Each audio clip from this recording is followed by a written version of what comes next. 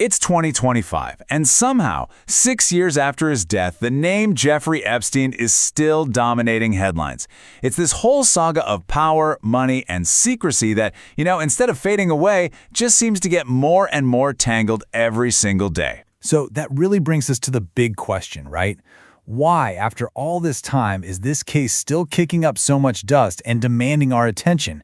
Well, it's because the public's demand for the truth hasn't just continued, it's gotten a whole lot louder. When you boil it all down, what we're looking at is a massive tug of war. On one side, you have the public, Congress, and especially the survivors, all pulling for complete transparency. And on the other side, a formidable wall of secrecy, held up by legal justifications and, frankly, some very powerful interests. So let's start with that demand for answers, because it hasn't faded, not at all. In fact, it's hit a boiling point, creating this national mood of frustration over what a lot of people feel is a deliberate, ongoing cover-up. And right at the center of all this chaos are the official findings from the Department of Justice. See, they went through hundreds of gigabytes of data. And then, in July of 2025, they released this memo that, well, it didn't just fail to calm things down, it threw gasoline on the fire. So what was the most jaw-dropping thing in that DOJ memo? After all the searching, all the speculation, all the demands for the so-called Epstein client list, you want to know how many such lists were found in the official files? The number is 0. Officially, according to the government, it just doesn't exist. Okay, so what about all the questions around his death? The DOJ did release hours of security video, but, and this is a huge but, there were critical gaps in the footage. Their official reason for these missing moments? Technical resets. Yeah, an explanation that, as you can imagine, has only made people even more skeptical. So the obvious question is, why not just release everything and clear the air? Well, the government's official position is that its hands are tied legally and ethically. They point to things like needing to protect individual privacy, not releasing explicit material, especially involving minors, and not naming people who are never actually convicted of a crime. But that official explanation from the DOJ, it triggered something we almost never see in Washington these days, a truly powerful and bipartisan reaction. Congress basically said, we're not buying it, and launched its own investigation, pushing back hard against the administration. And this has created a full-blown institutional standoff. On one side, you have the Justice Department digging in its heels, saying the files have to stay sealed. On the other, you've got a bipartisan House committee hitting them with his subpoena for all the unredacted files.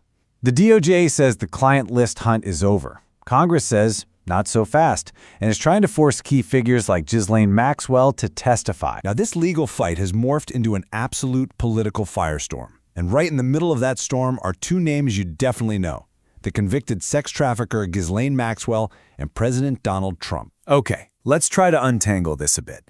First, Ghislaine Maxwell. After a marathon 10-hour interview with the Deputy Attorney General, she was quietly moved to a low-security prison.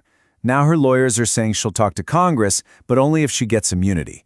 Meanwhile, President Trump is suing the Wall Street Journal over a story about a letter found in Epstein's photo album, while at the same time he's bouncing between promising full disclosure and then telling everyone we should just move on. And the political fallout from all this?